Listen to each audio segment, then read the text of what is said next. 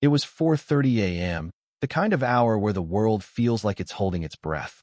My 13-year-old daughter, Emily, sat on our living room rug in suburban Charlotte, North Carolina, her backpack clutched tight.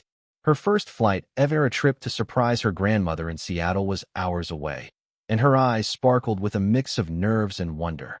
She wore a navy hoodie with "Dream Big" in white letters and a handmade leather wristband she'd crafted herself, a small silver charm engraved with "Dad" dangling from it. "It's my lucky charm," she'd said, grinning. "I wanted to see the ocean from the sky." By 5:15, we were at Charlotte Douglas International Airport, the terminal quiet except for the hum of early travelers and the occasional clink of coffee cups. Emily's hand gripped mine as we approached security, her voice soft but excited. "Dad, will I see Mount Rainier from the plane?" I smiled. "You'll see it all, kiddo. Just wait." But waiting in the shadows was someone who didn't care about dreams or leather wristbands. Someone who'd try to tear Emily's joy apart. And when they did, I wouldn't just be a dad making memories. I'd be a man ready to fight for his daughter's dignity, no matter the cost. The security line was nearly empty, just a few bleary-eyed businessmen and a young TSA agent stifling a yawn. Emily placed her backpack in the gray bin, her fingers brushing the wristband like it was a talisman. I watched her step toward the metal detector, proud of her quiet courage. Then the air shifted, sharp and heavy, like a storm rolling in. A woman emerged from the side, tall and angular, her auburn hair scraped into a severe ponytail. She wore a crisp black blazer with a silver badge pinned to her chest that read Community Safety Liaison, Pinewood Estates. Not TSA, not police, but she strode forward like she owned the airport.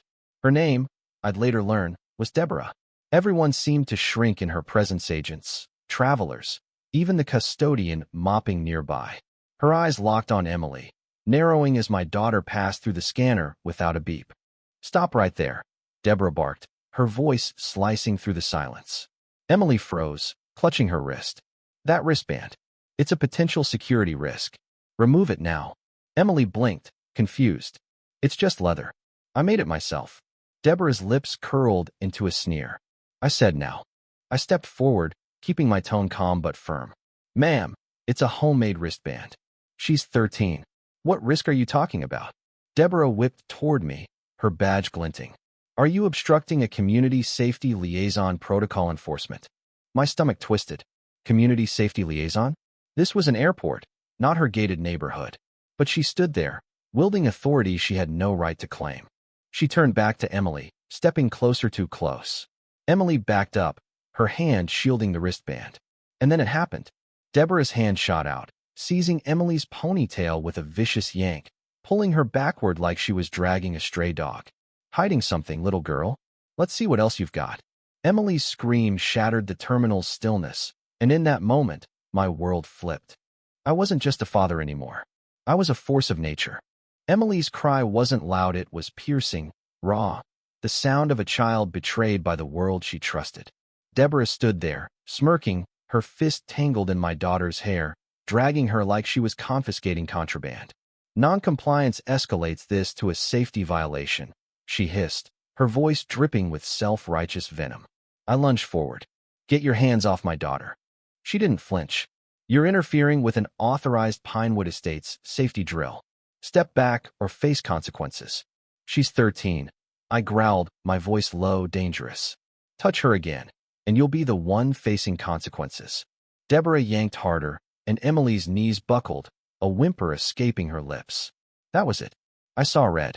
I didn't care about her badge, her made-up title, or her delusions of power. I cared about the fear in Emily's eyes, the way Deborah treated her like an object. I cared that no one, not the young TSA agent frozen nearby, not the travelers gawking, was stopping this. I surged forward, ripped Deborah's hand from Emily's hair, and twisted her wrist until she yelped. The terminal went silent, all eyes on us. "You want to play officer?" I said, my voice ice cold. "Let's see how you handle a father." I shoved her backward, her body slamming into the conveyor belt with a metallic clang.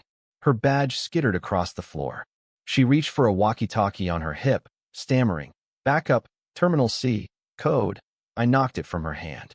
"No backups coming, Deborah. Just me." Her eyes widened, not with anger, but with fear. Passengers pulled out phones, recording. The TSA agent looked paralyzed, unsure whether to step in. Deborah gasped, clutching her wrist. "I'll sue you for assault." "Go ahead," I shot back. "Tell the judge why you attacked a kid over a leather wristband." I glanced at Emily, trembling, rubbing her scalp, tears streaking her face. This wasn't over. Deborah thought she could bully her way through my world. Now she was in mine, and I don't play by her rules. Deborah stumbled, her polished exterior cracking. Her ponytail sagged, strands sticking to her sweat-dampened face. Mascara smudged under one eye, making her look more like a cornered animal than an authority figure. But she still had the gall to snarl, "You're done. You assaulted a licensed community safety liaison. You'll lose everything." "Lady," I said, my voice steady, "I'll burn this terminal down before I let you hurt my kid again." She jabbed a finger at me. "Security will bury you." "No," I said, grabbing a nylon luggage strap from a nearby cart. "You're the one getting buried." Before she could react, I looped the strap around her waist, cinching it tight. She shrieked, "What are you doing?" "Let go. We're taking a walk," I said. "Since you love enforcing rules, let's see how you like the floor." I pulled, just enough to send her sprawling face first onto the edge of the X-ray machine. The thud of her cheek against metal echoed, grimly satisfying.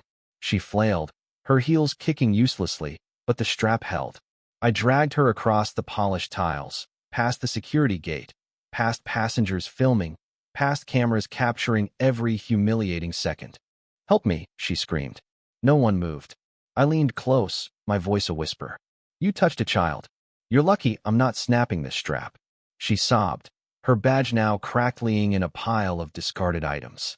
I kicked it toward her. "Pick it up. Show it to the judge. Let them see who you really are." A TSA officer finally approached, hesitant but alert. "Sir, what's going on?"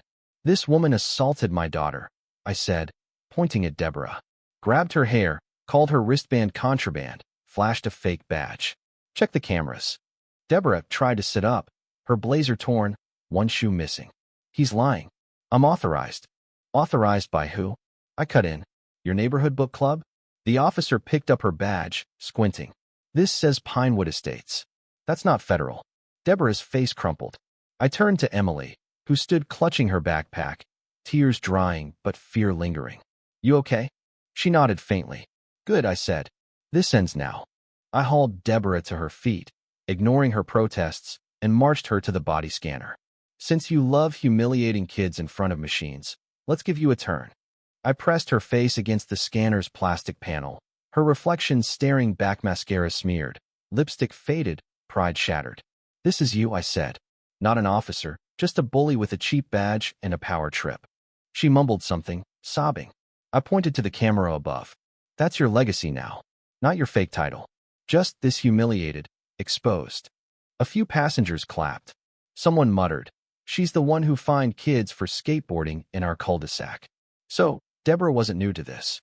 She was a serial tyrant, cloaked in suburban authority. I let her go. She collapsed, a heap of torn clothes and broken ego. Emily stepped forward, holding her wristband, the silver dad charm glinting. I knelt beside her. "It's over." She nodded, a tear falling onto the leather. Not fear relief. Behind us, Deborah whimpered about lawsuits. No one cared. Airport police arrived minutes later, their boots clicking with purpose. The lead officer, a broad man with a graying mustache, surveyed the scene. Deborah slumped on the floor, me standing tall, Emily clutching her backpack. "Sir," he said, "explain." I didn't hesitate. She grabbed my daughter's hair, accused her of smuggling, flashed a fake badge. "It's all on video." He glanced at Deborah, then at the crowd, phone still rolling. The second officer picked up her badge. "Pinewood Estates?" "This isn't TSA." I nodded. "It's a homeowners association." "She's cosplaying a cop." The lead officer's jaw tightened. "Ma'am, stay seated. Hands visible." Deborah found her voice, shrill and desperate. "I'm part of a civilian safety initiative. Pinewood Estates has clearance from the Regional Airport Board." "Never heard of it," the younger officer said. "Sounds like a scam." Laughter rippled through the crowd. The lead officer crouched beside her. "I'm the badge here. You're not." He turned to me. "Press charges." "Absolutely," I said. "Assault, impersonation, abuse of a minor." Ban her from this airport and anywhere near kids. He nodded. She's detained. You'll hear from legal. They cuffed Deborah, her screams echoing as they hauled her away. This is corruption, she shrieked. No, I called after her. This is justice. Her badge fell into a trash can by the scanner, exactly where it belonged. The terminal buzzed as Deborah disappeared through the doors. A woman in a blazer whispered to me. She tried to ban chalk drawings at our community park, called it vandalism. Deborah wasn't a one-off, she was a pattern, a petty dictator in a blazer. Passengers clapped, some shouting, "Good riddance." I turned to Emily, her eyes red but steady. You okay? I'm okay, she said softly. Are you? I smiled. I am now. A TSA supervisor offered priority boarding and meal vouchers, but I just wanted Emily safe. We walked to our gate, her hand in mine, the wristband still on her wrist, a little worn but unbroken. The gate agent waved us through, no questions asked. Emily clung to me as we boarded, her silence louder than words. We took our seats, row 5, window side. The plane was quiet, the sky outside turning pink. Emily touched her wristband, the dad charm catching the light. She really hated me, didn't she? I swallowed hard. She hated your light, your spirit, everything she'll never have. Emily looked out the window as we taxied. I thought adults protected kids. Some do, I said. Some lose their way. I'll always protect you. She smiled, small but real. As we took off, sunlight flooded the cabin. Emily held up her wristband. Look, Dad. It's flying. I knew then that Deborah had failed. She couldn't steal Emily's wonder. 3 weeks later, the video captured by a passenger hit 12 million views. The internet dubbed Deborah Suburban Sheriff, mocking her fake badge and forged safety initiative. The truth unraveled fast. Pinewood Estates had no airport clearance. Deborah had printed her own badge, drafted fake policies, and posed as a federal partner. The airport pressed charges. So did I. Her punishment? 200 hours of community service, served at Charlotte Douglas, mopping the same terminal floor she'd terrorized. No machine, just a heavy push mop, an orange vest, and a silent crowd watching. On a layover, Emily spotted her first. Dad, it's her.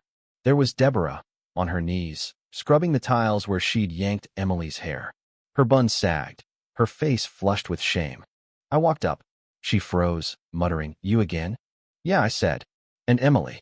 Remember her? The girl you treated like trash." Emily held up her wristband, the charm gleaming. Deborah looked away, defeated. I leaned in. "That floor you're scrubbing? It's where you tried to break her. Keep scrubbing. Maybe you'll learn." As we left, Emily whispered, "Did she learn anything?" "I don't care," I said. "I didn't come to fix her. I came to protect you." Karma had done the rest. Deborah's actions weren't just about control, they were about a sickness, the kind that festers when small people cling to smaller power. But real power isn't a badge or a title. It's standing up for those who can't stand alone. I didn't fight that day out of rage. I fought out of love, and I'd do it again. This isn't just Emily's story, it's a call to everyone. The world tells kids to stay quiet, to comply, to swallow fear. But if we teach them to bow, they'll grow up thinking injustice is normal. Not my daughter, not on my watch, and maybe not on yours. What would you have done if this was your child? Have you ever seen power abused, be a bully, a boss, or a fake authority? Share your story in the comments. Tell us where you stand on fighting injustice, even if it means getting your hands dirty. Was I right to drag Deborah across that floor, or did I go too far? Let's talk about it. Like this story if it hit you hard, and subscribe for more raw, real moments where truth fights back. Because sometimes, justice starts with a wristband and ends with a mop.